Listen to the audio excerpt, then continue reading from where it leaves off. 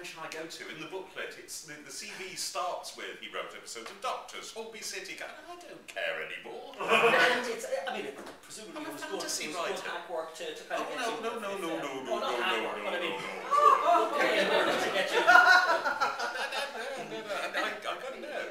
I gotta say, you can't write Casualty as hack work, and it's and I really love my Casualty episodes. I think I did 6 things that really pleased me that I'm really proud of. One of them was how it was called. One was like you're going home in an ambulance. You're going home in the back of an ambulance. Yes. An accident waiting to happen was another of my episodes. and there was the one where I named all the characters after characters from the Seeds of Doom. But you know, I wasn't taking the piss. I was part of a really grand crowd, and we were really doing good work. And we had a big budget, and we got to go out and do paramedic stories and ride with paramedics. And it was an excellent era for the show. Then we lost all the budget again, and we had to go back to hospital. So, and but it's just that I'm a fantasy writer. Yes, yeah. No, I mean it's just as part of your career. Well, yes. It's you know. Yes. We can't just go back and retrofit. Or can we? They both happened and did not happen. And it's more not happening than happening as time goes by. And luckily, post Russell, having changed the TV landscape completely, I'm allowed to be a fantasy writer in television. Yeah. That's true. I mean, there was very little, I would say. Very little. Almost none.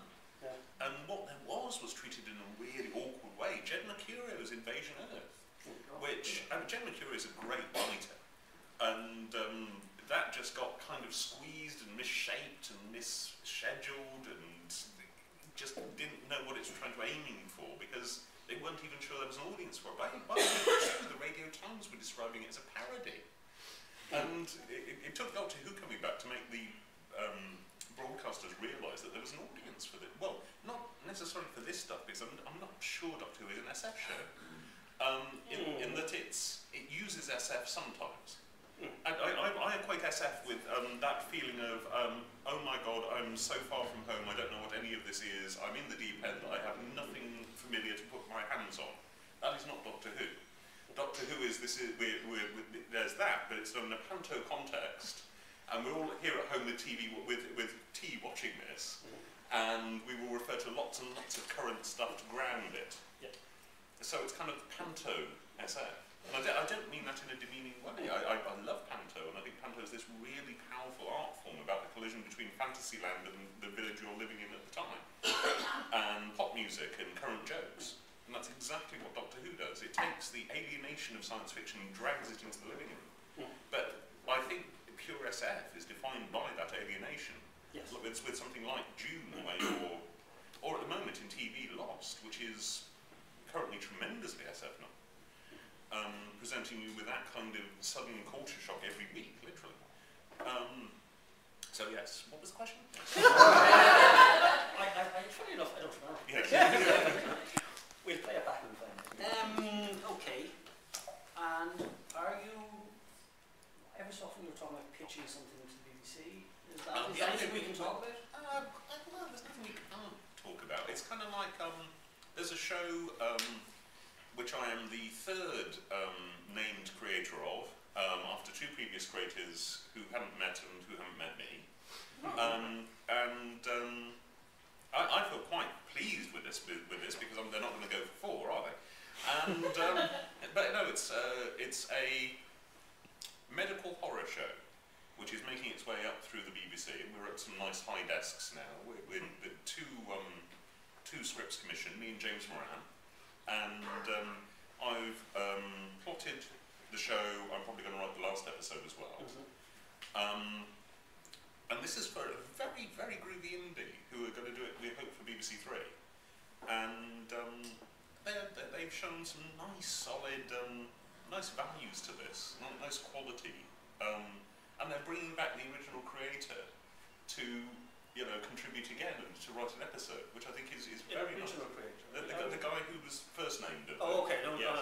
It's not a replay of something that was. No. It's a new show.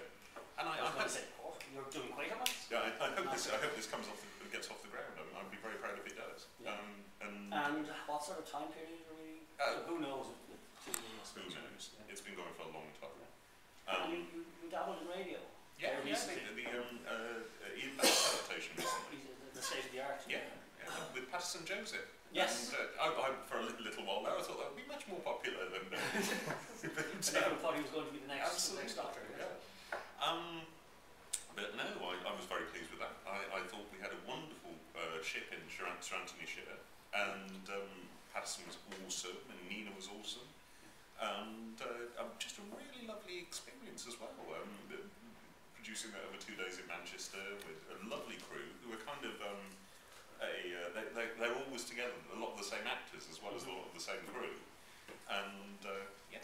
I remember there was a preview of that at Newcom in October, and the acoustics, anyone who was at pre-Newcom, it was like a big barn, and the acoustics were terrible, and this was the first time Iain Banks, who was there, sitting next to me, hadn't heard it before. Yeah. So we're playing clips for Iain, who's never heard this. We sent him a disc, he didn't listen to it. And thankfully he was very, very nice about it. And he claimed it. He claimed everything in it was were his own lines. I'm saying, guys, you got to invent culture ship, isn't that right? I named a culture ship and then discovered somebody else had named another. Well, Banksy had named a ship himself, almost exactly the same thing. Or so he claims. Or so he claims.